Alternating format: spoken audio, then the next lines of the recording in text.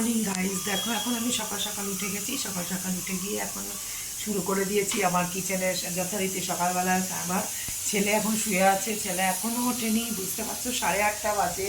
এখন এই জাস্ট কাজটা বালিয়ে দেবো, কাজটা ফেলে দিয়ে এখন আমি সকালে ব্রেকফাস্ট করছি।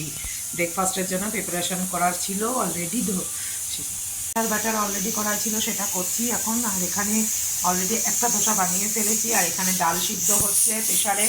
হ্যাঁ, প্রেশারে ডাল সিদ্ধ করে নিচ্ছি সকালবেলার জন্য আর কি। এখন এই ধোসাটুকু বানাবো। এবার এক সিটি পড়ে গেছে অলরেডি, 2টো সিটি। তো আমি এবার এটাকে বন্ধ করে দিই। ধোসা আমাকে বানাতে হচ্ছে সকালবেলার জন্য। এই হচ্ছে আমাদের সকালের জলখাবার আজকের। এই দেখো ধোসার ব্যাটার অলরেডি দিয়ে দিয়েছি, ধোসা বানানো হচ্ছে। চলো এই দেখো ধোসা হচ্ছে। তোমরা কে কে ধোসা খেতে ভালোবাসো ভাই? আমার তো ধোসা খেতে খারাপ লাগে না, ইডলির থেকে ধোসাটাই বেশি খেতে ভালো লাগে। আর এখানে দেখো ডিম রাখা আছে, দেখেছো ডিম রাখা আছে। তো এই কিসের ডিম বলতে পারো? এটা এটা হচ্ছে এটা হচ্ছে হাঁসের ডিম। আজকে আমি হাঁসের ডিম বানাবো। একটু আলু টালু সব বার করে রেখেছি, একসাথে প্রেসারে সিদ্ধ করবো। বাইরেটা দেখো আজকে ভীষণ রৌদ্র উঠেছে, এত রৌদ্র উঠেছে সে বলবার কথা নয়। গরমও পড়ছে, তবে কি তাও তুলনামূলক আমি বলবো ওয়েস্ট বেঙ্গলের থেকে ব্যাঙ্গালোরে গরম অনেকটাই কম, যেটা মানে সহ্য করার মতো থাকে। সেই জন্য বলি মানে ওয়েস্ট বেঙ্গলে যে গরম আর ব্যাঙ্গালোরে গরমের মধ্যে অনেকটাই ডিফারেন্স। তো যাই হোক, সকাল সকাল উঠে এখন সমস্ত রান্নার প্রস্তুতি করতে করতে তো একদম বেলা হয়ে যাচ্ছেই। দেখো আমার ধোসাগুলো বানানো হয়ে গেছে, বুঝতে পারছো? ধোসা দেখো, দেখো ধোসা হয়ে গেছে। প্রেসারে বসিয়ে দিয়েছি, তো ডিম আলুও সিদ্ধ করে নিয়েছি। গাইস দেখো আজকে আমি দুপুরবেলা কী রান্না করছি, তার জন্য তোমাদের সাথে একটুখানি শেয়ার করবার জন্য আমার রান্নাগুলো নিয়ে চলে এলাম যথারীতি। তো এখন আমি একটুখানি কড়াইতে তেল দিয়েছি, দিয়ে এর মধ্যে একটু আমি শুকনো লঙ্কা ভাজছি। শুকনো লঙ্কাটা কেন ভাজছি বলতে পারবে? হ্যাঁ ঠিক ধরেছ, শুকনো লঙ্কাটা ভাজছি আমি এই আলু ভাতেটা মাখার জন্য। এর মধ্যে একটু পেঁয়াজ কুচিয়ে রেখেছি, এই আলু ভাতেটা শুকনো লঙ্কা দিয়ে মাখবো, জাস্ট অন্য লেভেল হবে। মানে এটা তো আমার কাছে ভীষণ ভীষণ ভালো লাগে, তাই জন্যই আমি কাঁচা লঙ্কা থেকে শুকনো লঙ্কাটা বেশি প্রেফার করি আলু ভাতেতে। তো আমি তার জন্য একটুখানি 4টে শুকনো লঙ্কা ভেজে নিচ্ছি এই আলু ভাতেতে মাখবো বলে। দেখো শুকনো লঙ্কাগুলো ভাজা হয়ে গেছে। এবার আমি কড়াইতে তেলটা যেহেতু গরমই আছে, এর মধ্যে আমি এবার একটুখানি পেঁয়াজ ভাজা করব। হ্যাঁ, পেঁয়াজ ভাজা দিয়ে কিন্তু শেষ নয় আমার আলু ভাতেটা, তার মধ্যে আমি একটুখানি কারি পাতাও ফেলে দেবো। ঠিক আছে, এই দুটোকে আমি একসাথে এখন ভাজবো, ভেজে আমি আলু ভাতেটাকে মাখবো। তো তোমরা এরকম করে আলু ভাতে মাখা খেতে কে কে ভালোবাসো অবশ্যই আমাকে জানিও। আমার কাছে তো এটা জাস্ট অন্য লেভেল লাগে, মানে ভীষণ ভীষণ টেস্টি লাগে।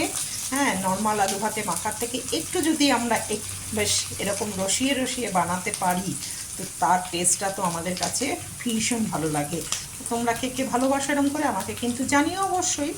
দেখো কড়াই থেকে আমি পেঁয়াজ ভাজাটা আমি তুলে নিয়েছি, কারি পাতা ভাজাটা তুলে নিয়েছি, আর যে কড়াইয়ের যে তেলটা ছিল ভাজা তেলটা, সেটাই আমি আলু ভাতের মধ্যে দিয়েছি। নিয়ে এবার এটাকে আমি সুন্দর করে মাখবো। এখন আমি কড়াই গরম তো হয়েই আছে, তার মধ্যে আমি এবার একটু তেল ঢাললাম। তেল দিয়ে এখন আমি বানাবো হচ্ছে ডিম। তো আজকে আমার কী ডিম বলতে পারো আজকে আমি বানাচ্ছি হাঁসের ডিম। দেখো এখানে ছোট ছোট আলু সিদ্ধ করে রেখেছি, 4টে হাঁসের ডিম সিদ্ধ করে রেখেছি। এবার এইটাকে আমি আর ডিমগুলোকে আমি কড়াইতে ভাজবো। দেখো ডিমগুলোর মধ্যে একটু হলুদে ছিটিয়ে দিয়েছি যাতে একটু ডিমের গায়ে রং আসে। নিয়ে এবার এগুলোকে একটু ভালো করে আমি ভাজতে থাকবো। জানি ডিম রান্না বলো আর আলু ভাতে এরকম করে বানিয়ে খাওয়া আমরা প্রত্যেকেই খেয়ে থাকি। ডিম রান্না শেখাবার মতো কাউকেই কিছুই নেই, এটা কোনো নতুন আইটেম নয়, এটা যথেষ্টই আমাদের পুরনো এবং খুব ফেভারিট আইটেম। তো এটা শেখাবার কিছুই নেই, তবু আমি কিভাবে রান্না করছি জাস্ট তোমাদের সাথে একটু শেয়ার করছি, একটা ভিডিও বানাচ্ছি এই আর কি। এই জন্যই আমি আমার রান্নার ইয়েটা তোমাদের কাছে তুলে ধরছি। কাউকে শেখাবার জন্য নয় বন্ধুরা, তোমরা এটা ভেবো না যে হয়তো বাবা আমাদেরকে ডিম রান্না শেখাচ্ছে, তার নয়, মোটেই তা নয়। ডিম রান্নাটা কাউকে শেখাবার মতো কিছুই নেই। আমি জাস্ট এমনি তোমাদের সাথে আজকে আমার রান্নাটাকে শেয়ার করার জন্য, তুলে ধরার জন্যে শেয়ার করছি, আর কিচ্ছু না।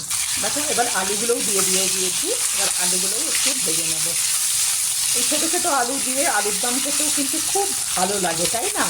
আর ছোটো ছোটো এই আলুর দম আর তার সাথে যদি একটু পরোটা হয় তাহলে যে কত অমৃত খাবার মনে হয়, তাই না? কি বলো? তোমরা খেতে ভালোবাসো পরোটা আর আলুর দম? আমার তো ভীষণ ভালো লাগে। তেলটা আমার একটু বেশি গরম হয়ে গেছে, দিয়ে দিলাম একটু রসুন বাটা, একটু আদা বাটা আর পেঁয়াজ দিয়ে এটাকে আমি এবার নাড়তে থাকবো।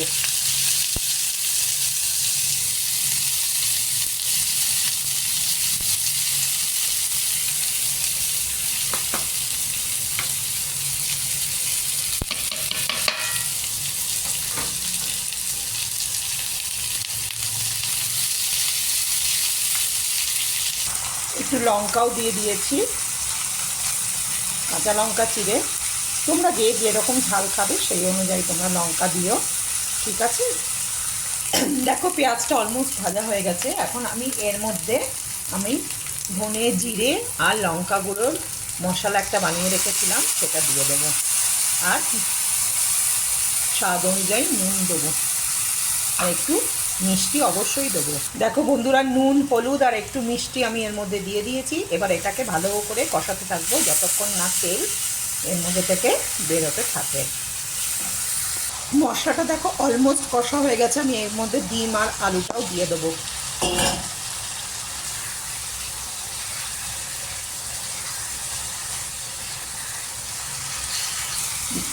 দিয়ে আরও কিছুক্ষণ কষতে থাকবো। দেখো মশলাটাকে তেল ছাড়তে শুরু করেছে। এবার আমি এর মধ্যে একটু গরম জল দিয়ে দেবো, দিয়ে এটাকে ঢাকা দিয়ে দেবো। 5 থেকে 10 মিনিট যেটা আমি এবারে হতে দেবো। আমি খুব বেশি জল এর মধ্যে দিলাম না, কারণ আমি এটাকে একটু কষা কষা বানাতে চাই। তোমরা যদি আরও বেশি জল দিতে চাও তো তোমরা তোমাদের প্রয়োজন মতো জল ঢালতে পারো, মানে জল দিতে পারো এর মধ্যে, দিয়ে তোমরা গ্রেভিটাকে বানাতে পারো। যার যেরকম পছন্দ সে সেরকম অনুযায়ী করতে পারো। আমার এতটুকুই পছন্দ, তাই আমি আজকে এতটুকুই দিলাম। দেখো ডিমটা আমার হয়ে গেছে। এবার আমি একটুখানি গরম মশলা দিয়ে দেবো এর মধ্যে।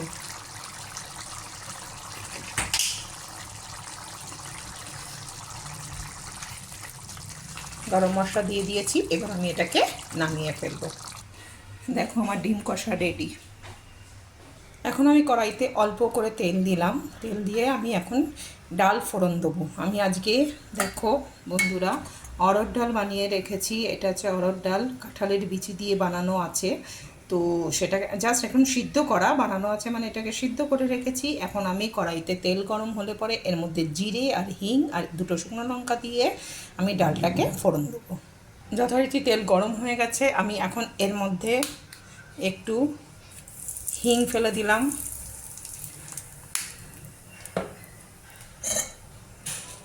2টো শুকনো লঙ্কা ফোড়ন দিয়ে দিলাম,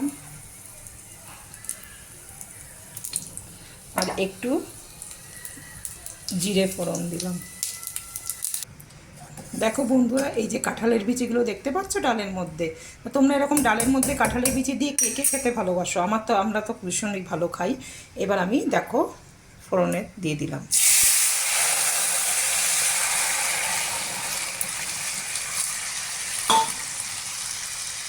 ডালে আমি এখন নুন আর হলুদটা দেবো না, কারণ আমি সিদ্ধ করার সময় প্রয়োজন মতো নুন আর হলুদটা মিশিয়ে দিয়েছি।